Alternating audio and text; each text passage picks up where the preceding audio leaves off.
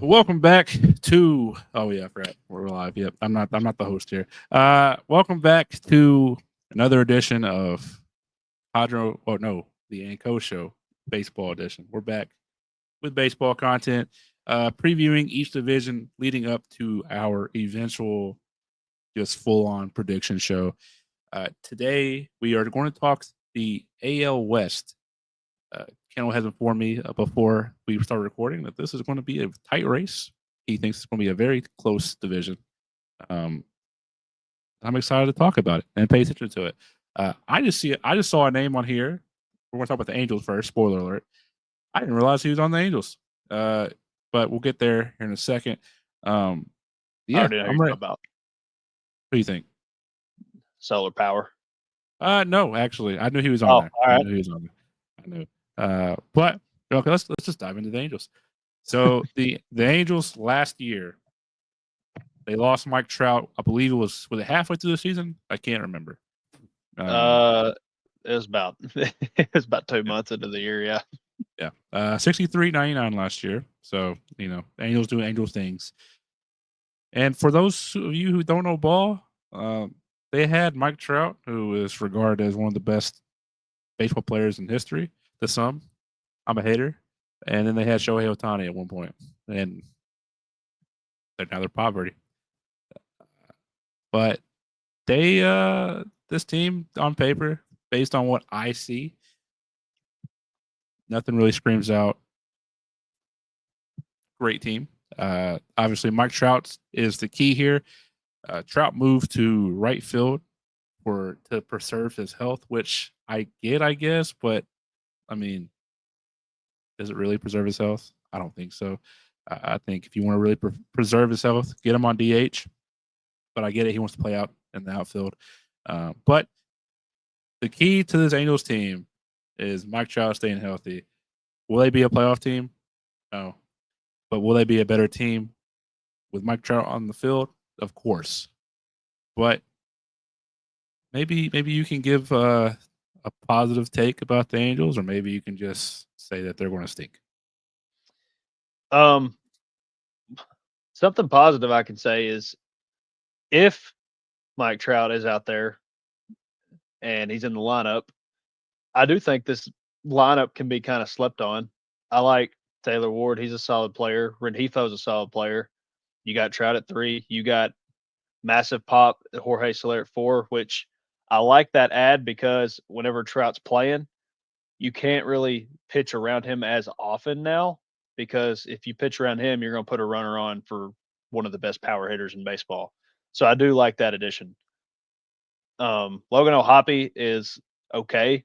Maybe him take another step or Joe Adell because Joe Adell was like a top 3 prospect whenever he came up years ago, and he has been dog shit. So I think this team can hit the ball, but Trout has to be in the lineup.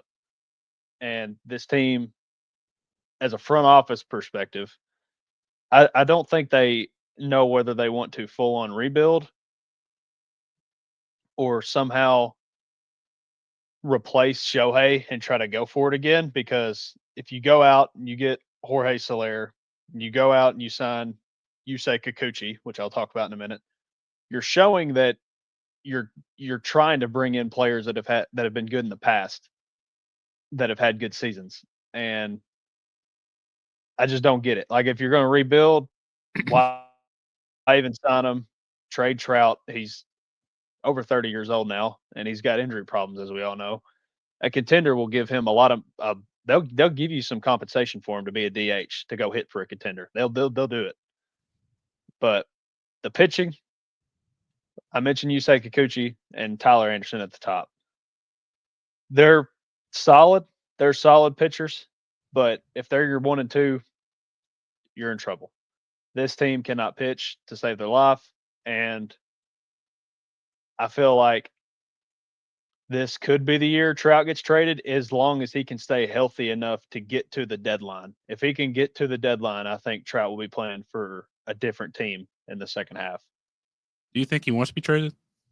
I don't think he wants to be traded, no. But if you're the Angels, you've got to make a decision on that because if you're going to go out and get Jorge Soler and Kikuchi, You may as well went all out to get Soto. You may as well went all out to get like Roki. He could have been in LA like he wanted. He wouldn't have been with Shohei and Yamamoto, but he was living in LA. Like they are in LA. They have the opportunity to go spend money like the Dodgers, but they don't do it. But they also don't trade these pieces that you can get stuff back for. So they're just kind of stuck right now, and they just need to go one way or the other. The person I was talking about was Yohan Moncada, and there's a reason why I pay attention to him. So we have the Red Sox single A or high A team here, and so I remember whenever he was in single A, he was, I think it was just as he got signed on the international deal or draft. I can't remember which one it was, but he was making like significantly more money than everybody else on that field that day. And I remember there was this guy with just chain after chain after chain on. It had the Nike cleats on, not the New Balance ones that they give all the minimum wage minor leaguers, and they look good. And now he hasn't had the greatest career so far in the majors, but I mean, I know him because I feel like I know him. You know, I saw him from the beginning, and then I saw that Kikuchi's on the team. Why do I know Kikuchi? Because he was on my fantasy team last year, and sometimes he made me smile. He made me smile a lot, and then sometimes I hated him. So that's pretty much Kikuchi in a nutshell. He'll have outings where he looks like he is a top starting pitcher in the league, and then sometimes he looks like he has no idea how to pitch. They'll just absolutely destroy him in every way. But the Angels aren't going to be a great team, but as long as Mike Trout's out there, they'll be fun to watch. And Jorge Soler, like you said, if Trout gets on base, they got Pop right behind them.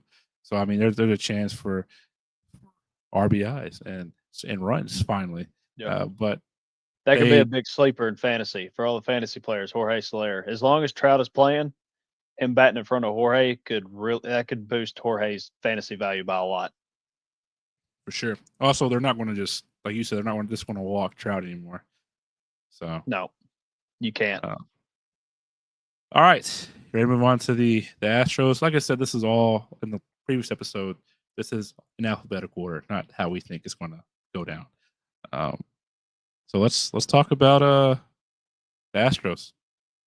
Are they still considered cheaters, or do we haven't moved past that yet? I've moved past it. Some people will never move past it, but the only player left from that team like 7 years ago is Altuve, and anyone who's kept up with it, Altuve didn't even want to have the buzzer on. Like he was asking for them to quit banging the trash cans or the buzzer. Like he didn't want it. So I've moved past it. Speaking of Altuve, looking at this, they have him set to start in left field, which is not for sure yet. That's interesting. I didn't know that was even in play. But I mean, they have a very solid team. I looked at their lineup and I just kind of overlooked it. But like, this is pretty good offense. Especially if Chas McCormick. I don't know why I'm bringing him up first, but if Chas McCormick can go back to what he was 2 years ago, whenever I had him in fantasy, man, oh man, 1 through 7, you're looking good. And so on the rotation on MLB.com, the thing says, so they got Framber Valdez, Hunter Brown. They still got Blanco, who then he pitched the no hitter. It wasn't a perfect game. Yep. He had a great start, by the way. I mean, he gave up, I think, like 2 hits in 3 games, or something like that. Great. So like they have like Hunter Brown. They said that 1 and 2 is elite combination. I don't know if Hunter Brown's elite because like he did start off very, very bad. He picked it up. Don't get me wrong, but I would like to see just consistency for a whole year, which it is what it is. But where do you think the Astros rank in the AL West? I think like you said, that lineup, they lost Alex Bregman and they lost Kyle Tucker. 2 massive losses, but they did go out and get Christian Walker. He is a very underrated baseball player. He has been for years. He's very consistent. So that was a good sign. It doesn't make up for losing Tucker and Bregman, but it gets you somewhere to where you still have an elite lineup. Yordan Alvarez, my opinion, one of the best hitters in the world.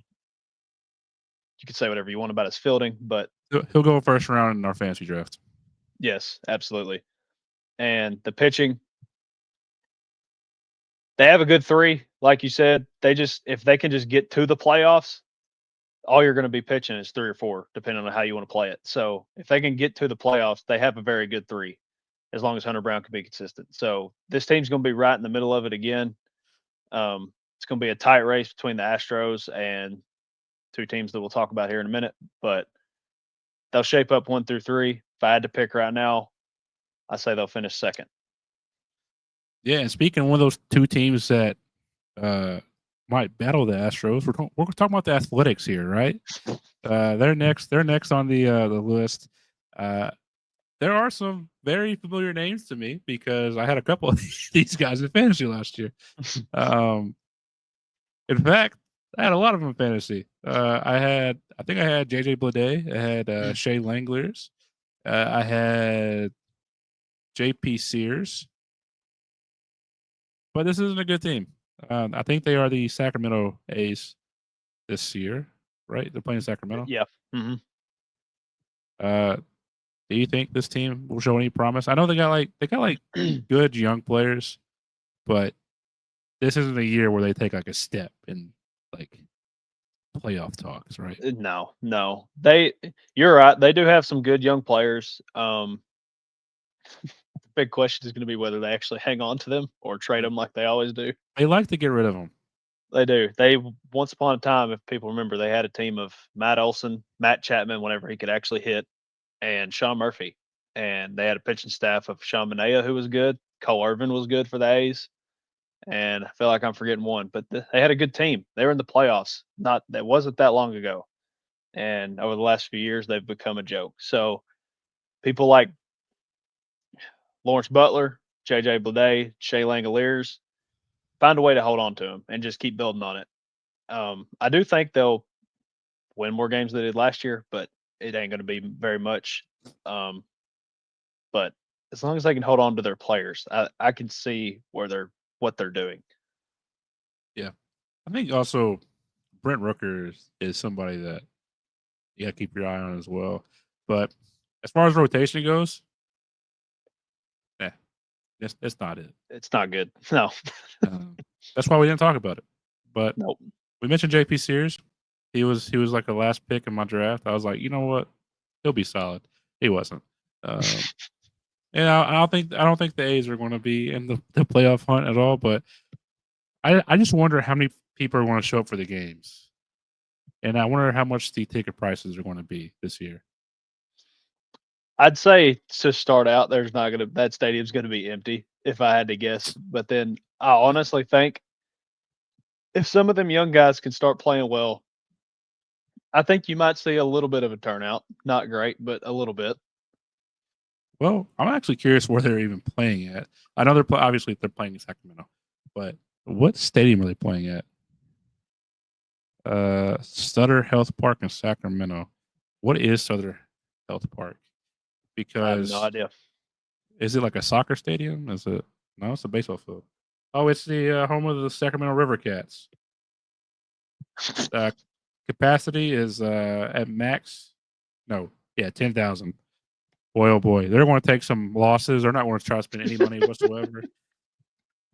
Good God. Okay, moving on. That was rough to look at. Let's talk about the Mariners, and I think that the key piece here is what is Julio Rodriguez going to do this year? Is he going to be the best version of himself, or is he going to be the not so super hot version of himself from last year? They added Randy Arozarena. Oh my God, Randy, go for it. Arozarena. Yeah, I couldn't say it. It was on the tip of my tongue. Messed up.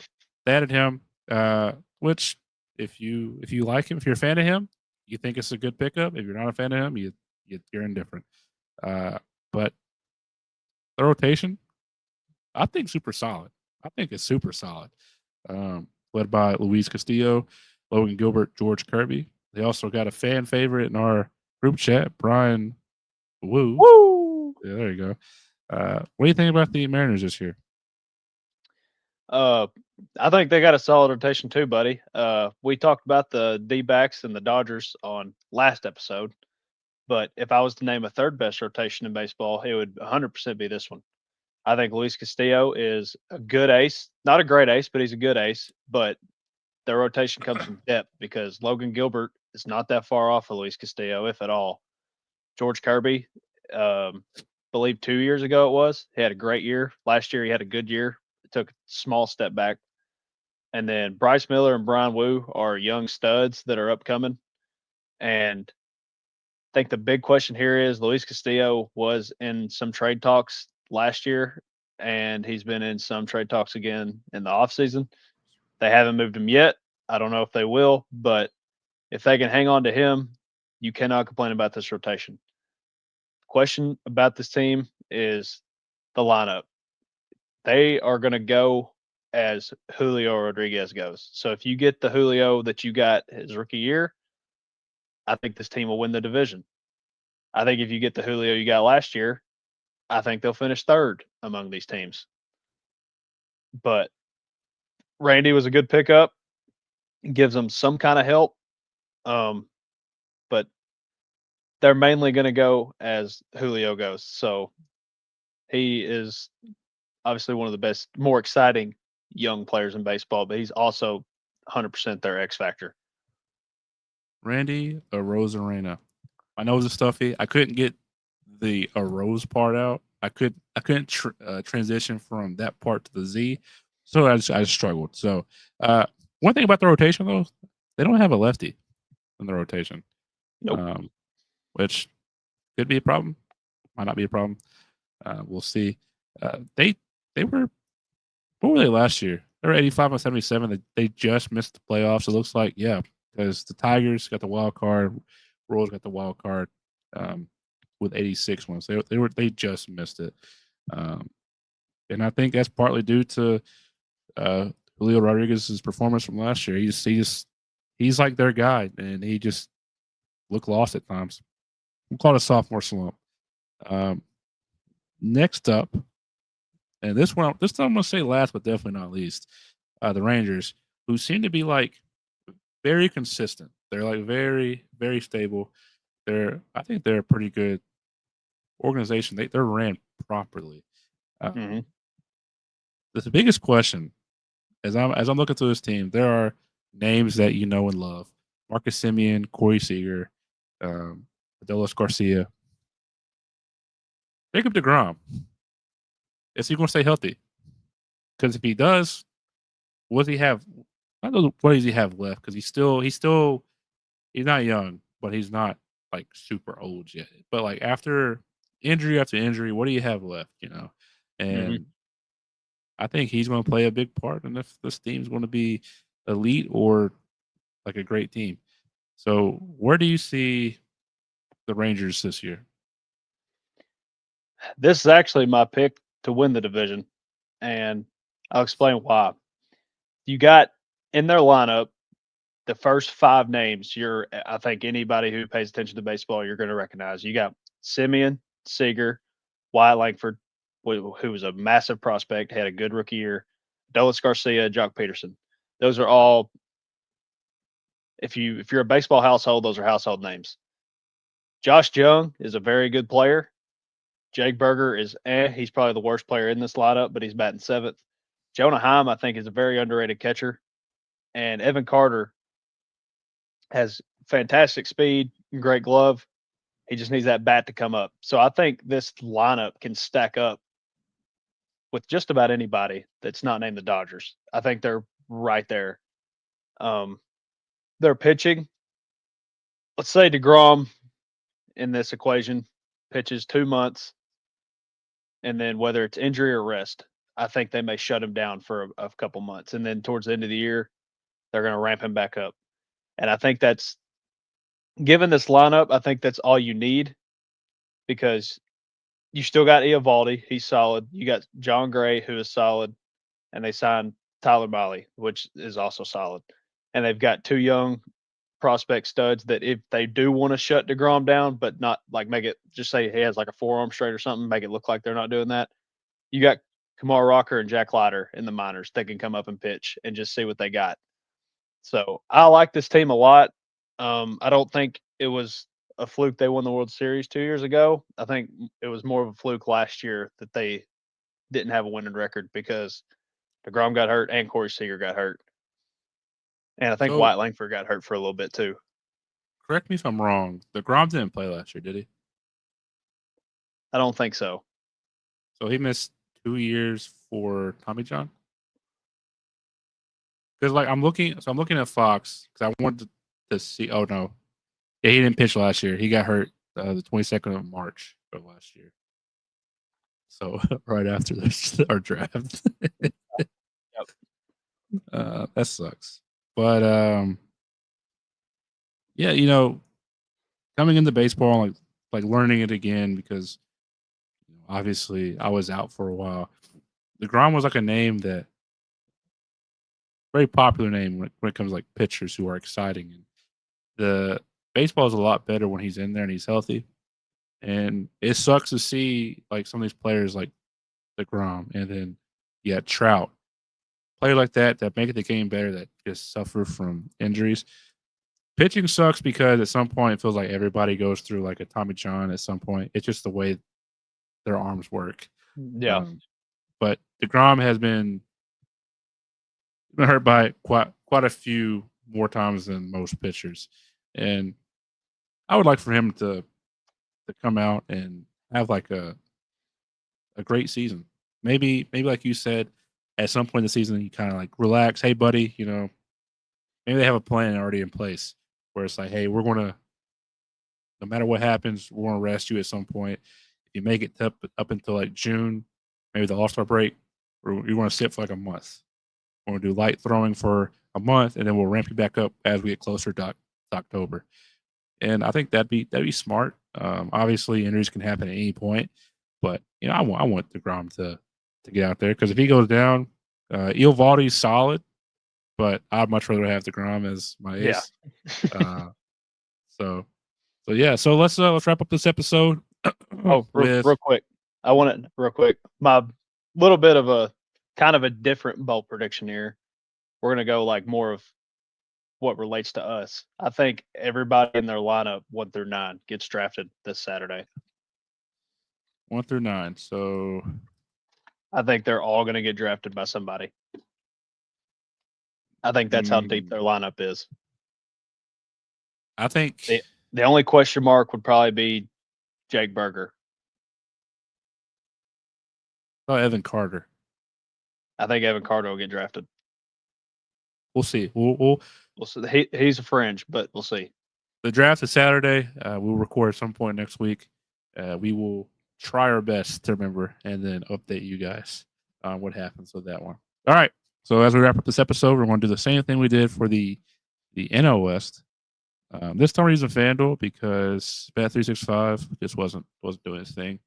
So we're going to get the projected win totals, and Kendall's going to guess over or under. Now, this is very close. This is a very close division according to FanDuel. So, if you're a baseball fan, take a look at this one. However, sneaking ahead, there is one division that I see that is a lot closer. And that'll be a division we talk about next week, the AL Central. But for now, AL West, we'll start at the bottom. The Athletics are at the bottom with 71.5 wins. What do you think? Well, they won 69. Yeah, I'll go over. I'm going to go over on them. But I don't think that they're going to be a good team.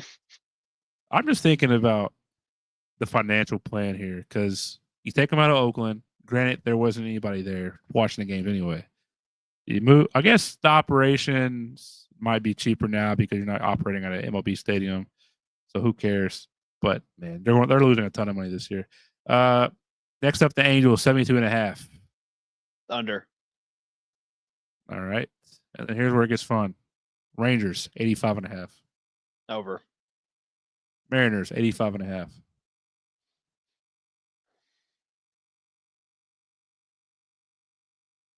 Last Over. year they were 85 and 77. I'll go over. And then the Astros 86.5. They were 88-73 last year. Under, but barely. Like 83 wins. All right. Well, that'll do it for this episode of the Anco Show as we talked about the AL West.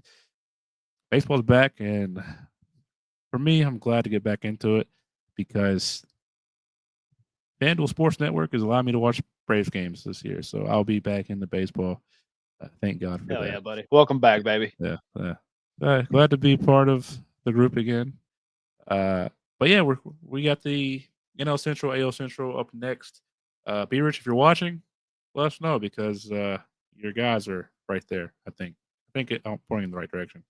But let us know, buddy. Let's get a little sneak peek. Let's get a little sneak peek. What's the Cardinals over under? I won't answer it. I just want to hear it. I just closed it. Give me 1 second. Pull it back up. I'm curious to see what it is because I know that the way that Birch is talking, he's not feeling too hot about his team, and I can only imagine. So let's look at it. NL Central, they have the Cardinals finishing the last, or at least they're the last total, 75.5. So they got them at seven less wins than they did last year. All right. I won't answer it. I'll answer it next week. The Pirates are tied with them. But yeah, that'll do it for this episode of the Anco Show. Thank you guys for watching. If you like what you saw, leave a like. If you want to talk baseball with us, comment, and we'll comment right back. And then if you enjoyed it and you want to see us on your feed, please subscribe. We'll be here all year long. I'll be here. Ken will be here. As far as our founder and CEO, Big Hydro, we don't know. We just he's a wild card, but we'll be here to talk baseball all year long, and we're excited for it. But yeah, next time we're here, we'll be talking about the NL and AL Central. And yeah, thank you guys for watching, and I'm gonna start chopping again as the outro comes on. Go O's.